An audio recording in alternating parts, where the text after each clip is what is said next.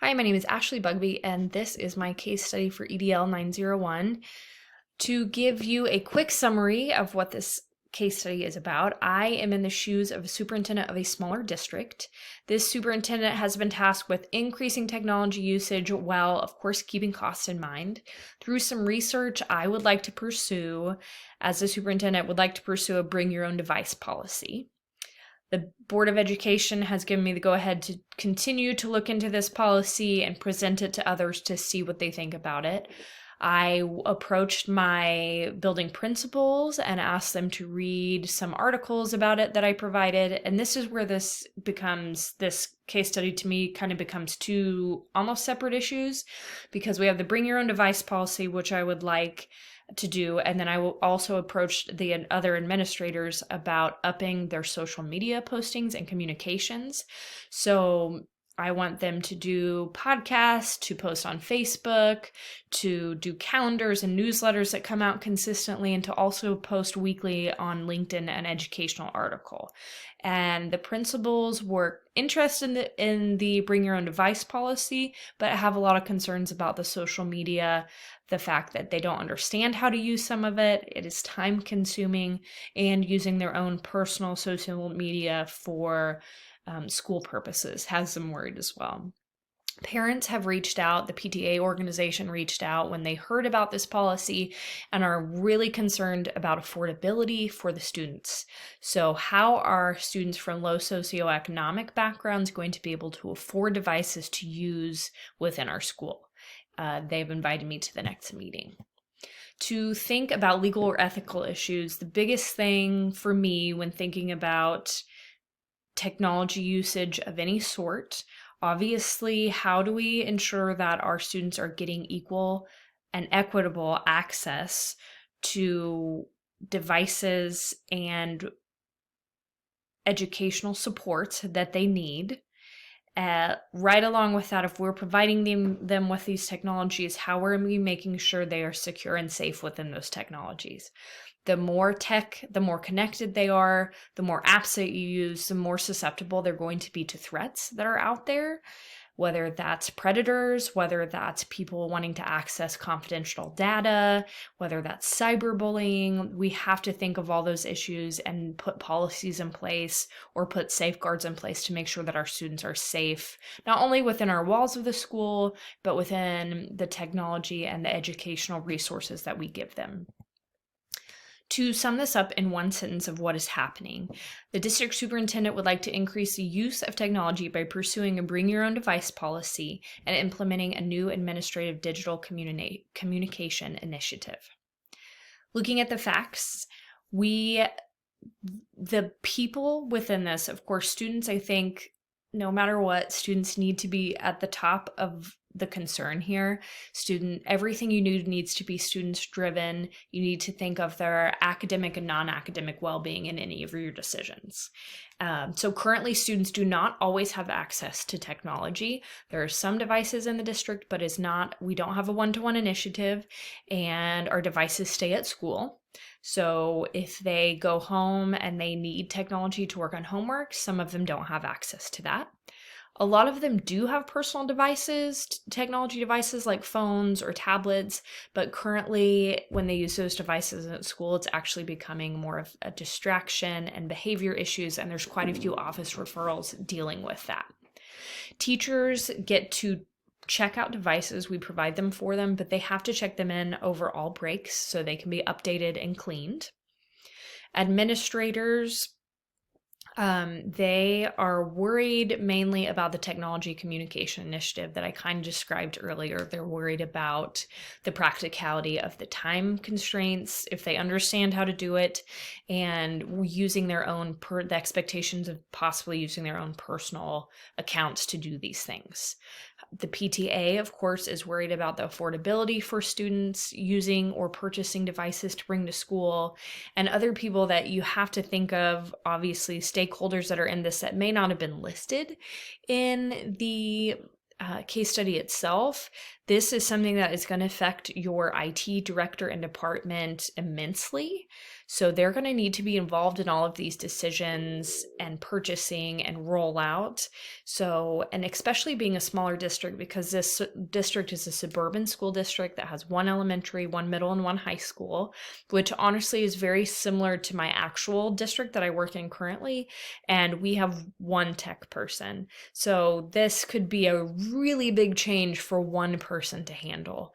And the program at this district, it is not a one-to-one district. They have devices that they can check out to students, but that's all they currently have in the description that we understand as of now.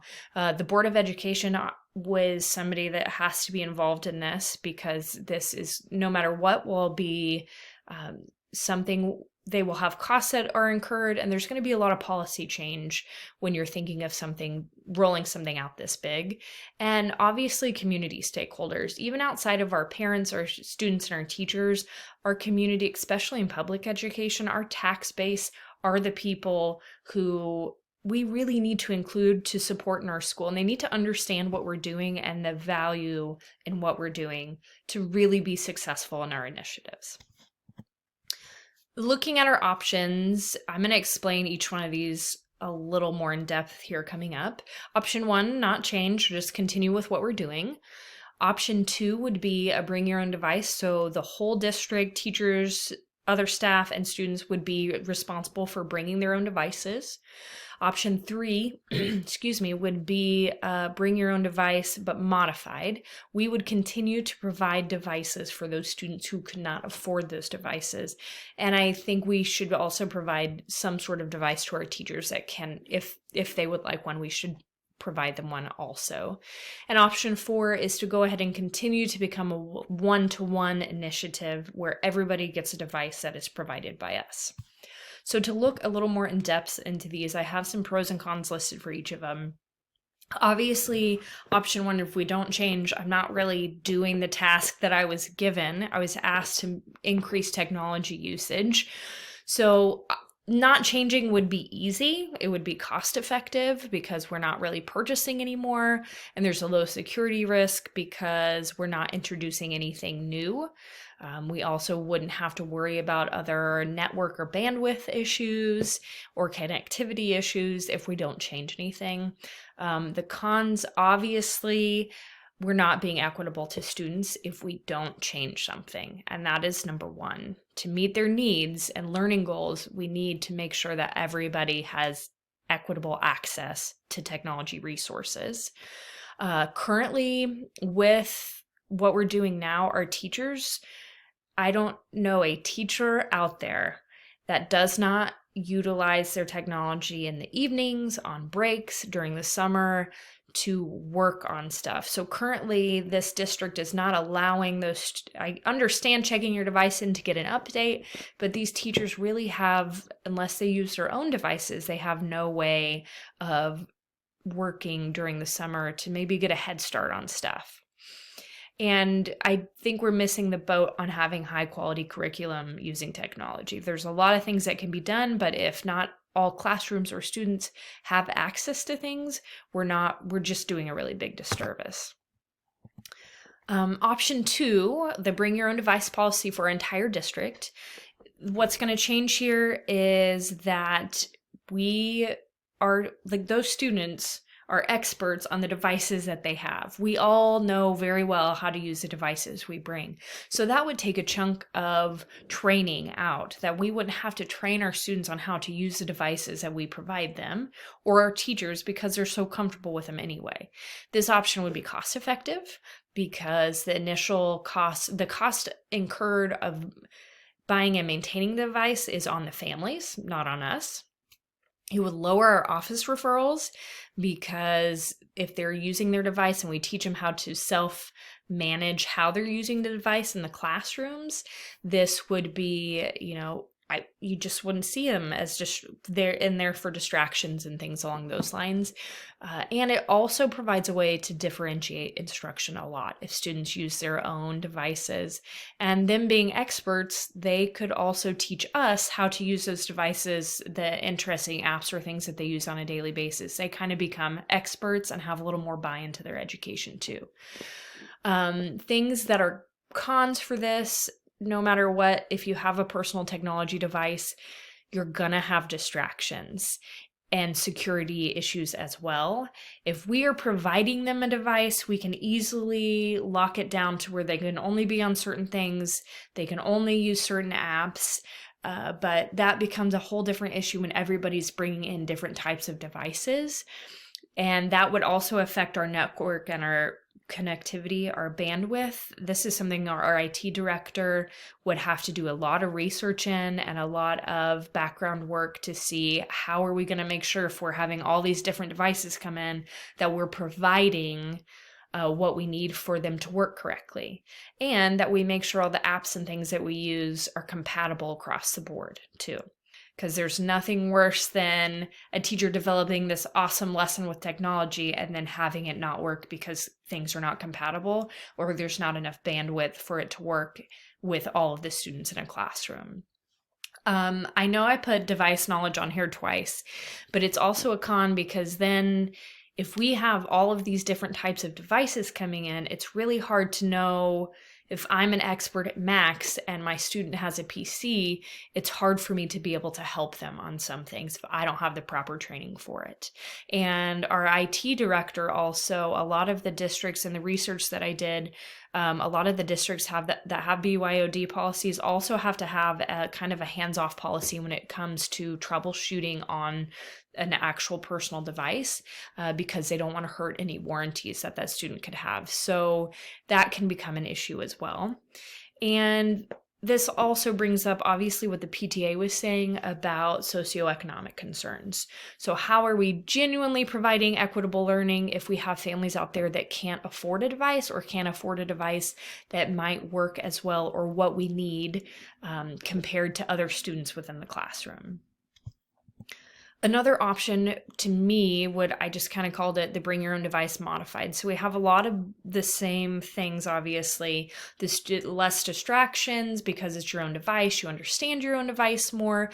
But some of the other things that we're adding in here is, if we, the district, if we're able to say, okay, tell us, would you prefer to use your own device, or can we provide you with one?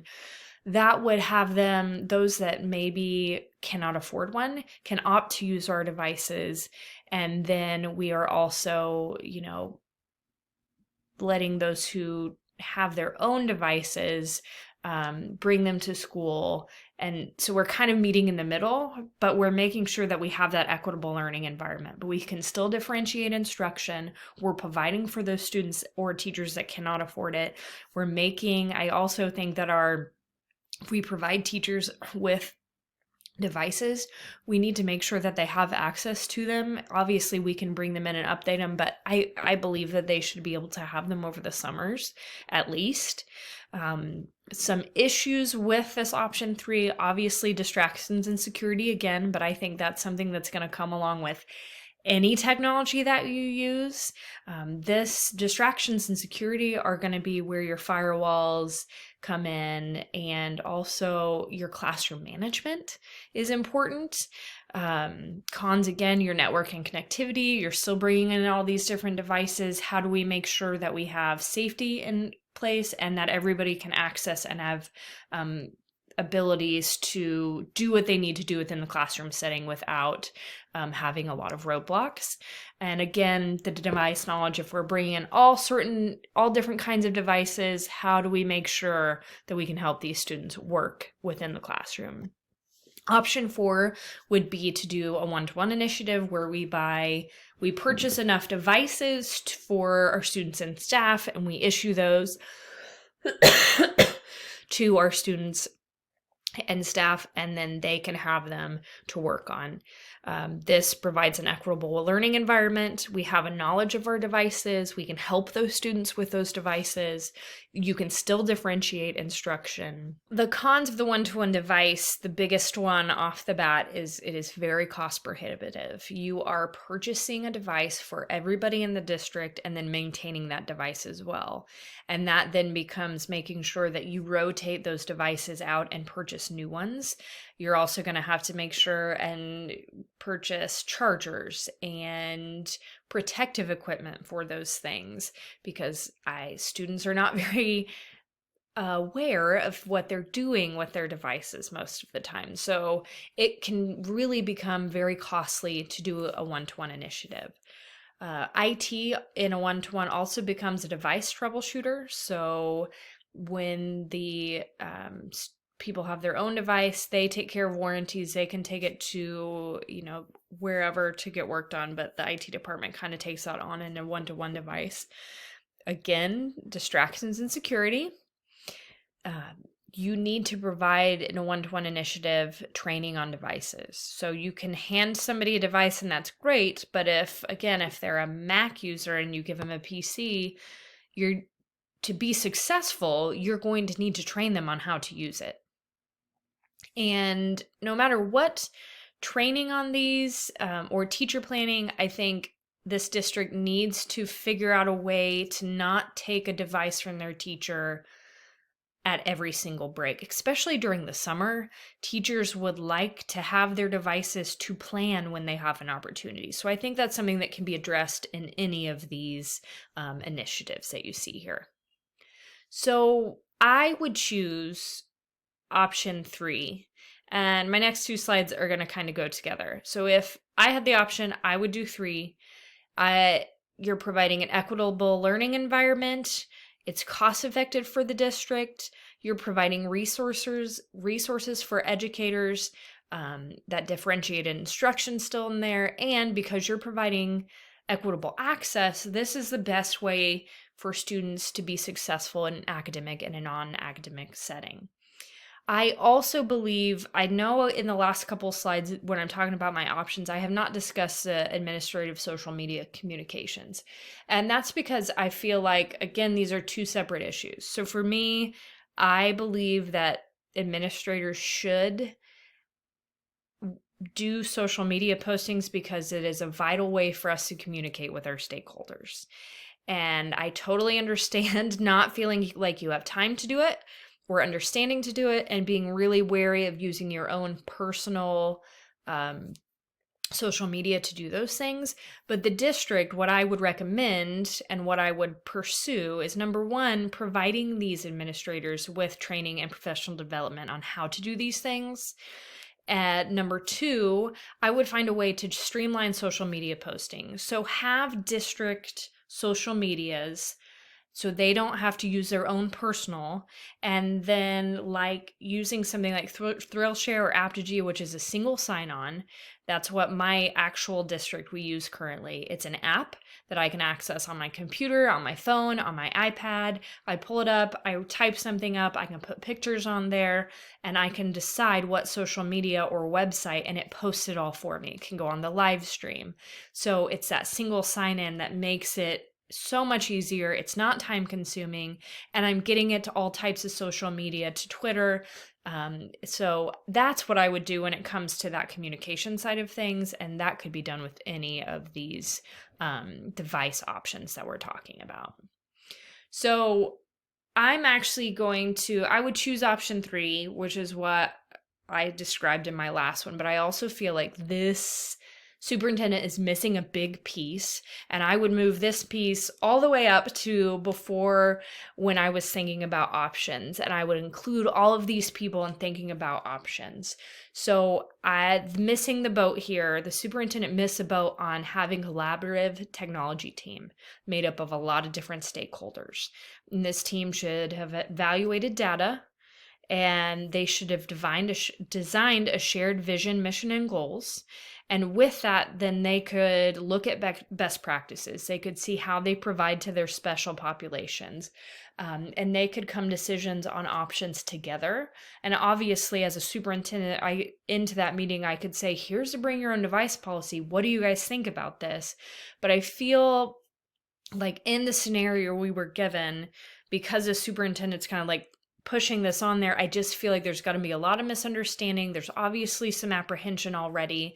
I believe that if you develop stuff with this collaborative team, it would have like waylaid some of those issues to begin with, and some of those concerns to begin with, because you bring those stakeholders in and it builds that understanding. And if they're a part of that process, they can go back out and help build that understanding with everybody of why why it's important to pursue these initiatives, and what would be the best solution for your district.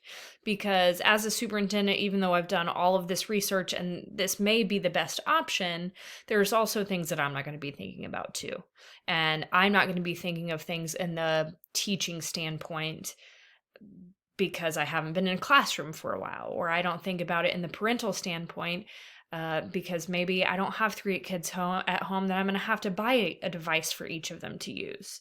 So this is where I feel like we need to kind of move this chunk. When you implement this, I would have moved this chunk to the top and done a collaborative team to think about all of these different things. And I was having a hard time of knowing where to put this in my presentation. I really had it up before all of my options.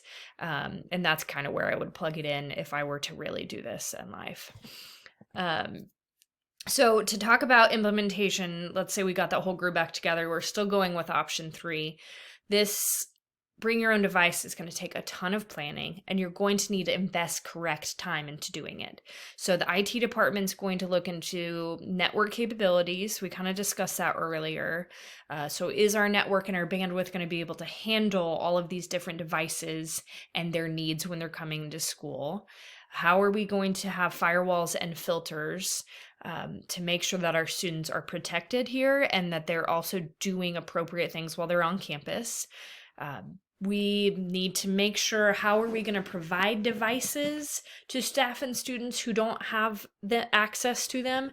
So that's going to have to be a lot of legwork to figure out how many are we going to need to purchase, who's going to have what are we going to get? A lot of background is going to go into this. So this is something that I think some of the stuff that I had read, a lot of schools did small pilots of it. So maybe they would do that within a certain grade level. So maybe you'd roll it out in your 9th and 10th grade first, and then move your way up or move your way down, depending. So that's something that could be done. You're going to have to chunk it off, and it's going to probably take several years to roll it out completely.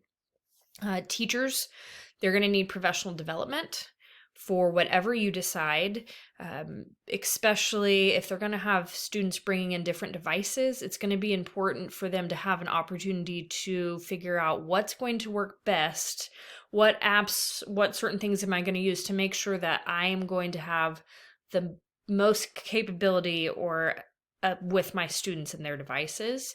They're also going to have to figure out some classroom management procedures. If I am allowing personal devices to be in my classroom, if this kid is using their iPhone to do work, how am I going to make sure that they're still doing that? So a lot of different classroom management things are going to happen. Superintendent, the admin, the Board of Education are really going to have to worry about cost. They're going to have to worry about policies that go along with this, because that opens doors of, obviously appropriate usage, there's a lot of different things policy-wise that you're going to have to think of. And they're going to have to be able to communicate these things too. Possible consequences, so issues that can arise from this, a lot of policy development. I think this is going to be something that kind of like I got flubbed up on that. You almost can't think of some of the policies you're going to have to develop initially, but I know this is something that if you're going to roll it out slowly, you're going to probably have to add something every year because new things will pop up as far as this policy would go. The classroom management concerns, so you're still going to have to, even though this policy, like I discussed earlier, might have less office referrals because of distractions, there's going to be other things that happen that you're going to have to think about classroom management. And along with this, it's really important that we have a digital literacy curriculum, and that goes for any of these options. You need to explicitly teach your students and your teachers what is appropriate and how to use technology appropriately within and outside of the school walls. If there were problems in the implementation of this initiative, or it wasn't as effective as we thought, it wasn't meeting needs, or there's other issues that arise with it, maybe with the fact that we possibly could need a plan B, I think that this would be something that you would need to turn back to that collaborative technology team, making sure that as you're rolling this out, if you're piloting this in small chunks, having constant communication, especially those first couple years of rolling this out, of what is going wrong, what is going right, how do we address those things, continuously looking, having that evaluation loop of looking and analyzing data to make sure that you are looking at gaps. How are you meeting those gaps? How are you adjusting policies to meet those gaps? And so I don't know that you would necessarily need to have a full plan B, as long as you have that collaborative team that is saying, is this working? Is this not? And then they can help you make that plan B if something needs to be shifted that dramatically. They also need to make sure that they're continuously looking at curriculum and instruction. How are we assessing students using technology? What resources are we providing to teachers and students in special populations? Then also, how are we providing professional development to make sure all of those things are done with fidelity as well? So my plan B would actually to keep that team whole and to make sure that they are using that evaluation loop as well. Reflecting on this case study and this course as a whole, I have learned that technology really needs to be approached, especially at the district level, with collaboratively. We need to have a team come together that has a lot of different stakeholders representative, that develops a shared vision and goals, and hopefully continuously meets to have input on how technology is utilized across the district and within classrooms. We also need to back that up with professional development that has time, continuous time put into it, so that our teachers and our staff can intentionally use that technology within their classrooms to meet the needs of all students. So we need to not only have that technology, it shouldn't just replace paper and pencil, but we should be able to be innovative with it. So how are we really utilizing the technology at our fingertips to meet the academic and non-academic needs of all of our students? There are so many unique ways that we can meet our students where they're at, where we can differentiate for them, and we can meet the needs of our non-traditional students as well. Along with that, I think we have to talk about digital citizenship. That needs to be a part of curriculums, because in this world, whether they like it or not, they are going to be digital citizens. We have to be able to evaluate and adapt what we're using, and we also need to communicate clearly and often as administrators at the district level. Thank you.